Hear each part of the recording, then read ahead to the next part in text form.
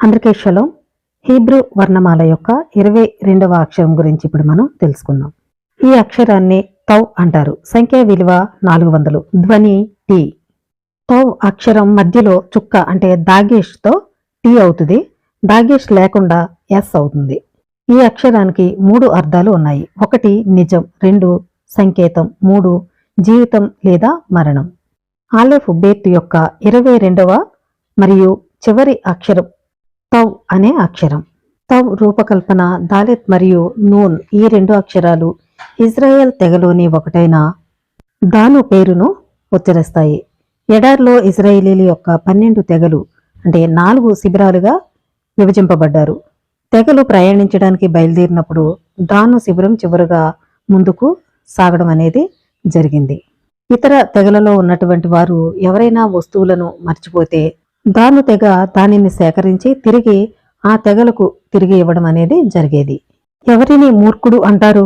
తనకు ఇవ్వబడిన దానిని మాహ్ అంటే కోల్పోయేవాడు అని తాల్ముద్ 1 పేర్కొంది. లోతైన స్థాయిలో అతనికి ఏమి ఇవ్వబడింది అనే భావన హీబ్రూ పదం మాహ్ ద్వారా సూచింపబడుతుంది. ఇది వినయం యొక్క స్థితిని సూచిస్తుంది. వినయంగా ఉన్నవాడు మాహ్ ఎలోహిం ముందు నేను ఏమీ కాదు అని అంటాడు. ఎలోహింలో ఆత్మకు మూలం ఉన్నవాడు ఇశ్రాయేలీయుడు సహజంగానే వినయంగా ఉంటారు.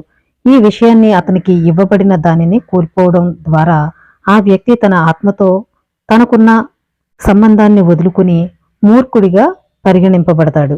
ఆ విధంగా దాను తెగ ఇశ్రాయేలీల్లోని ఇతర తెగలకు పవిత్రత మరియు వినయాన్ని మాహ్ తిరిగి ఇచ్చే సామర్థ్యాన్ని కలిగి ఉంది. దాని యొక్క ప్రాముఖ్యతను మానవ శరీరానికి సారూప్యత ద్వారా చూడవచ్చు. శరీరానికి తల, చేతులు మరియు కాళ్ళు ఉంటాయి. మొదటి చూపులో తల దాని మేధోపరమైన ఆధిపత్యం కారణంగా పాదాల కంటే గొప్పది.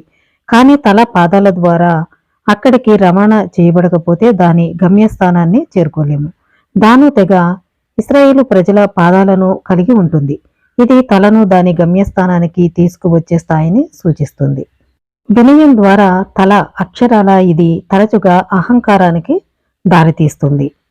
మీ తల పైకి వెళ్ళినప్పుడు మరోవైపు పాదాలకు మెదడు ఉండదు. కానీ ఎటువంటి గుర్తింపు లేదా గౌరవాన్ని పొందరు. పాదాలు వినయపూర్వకమైన సేవను ప్రతిబింబించడం మనల్ని వినయానికి తీసుకువస్తుంది. అవగాహనకు మించి ఎలోహిం చిత్తాన్ని అంగీకరించే వినయం ఉండాలి. ఇది తౌ అనే అక్షరం వినయం యొక్క అక్షరం. ఇది వ్యక్తి ఎలోహిం మరియు తోరా యొక్క ప్రేమను నిరంతరం స్వీకరించడానికి అనుమతిస్తుంది. ఆచరణాత్మక స్థాయిలో దాను అనే పదానికి తీర్పు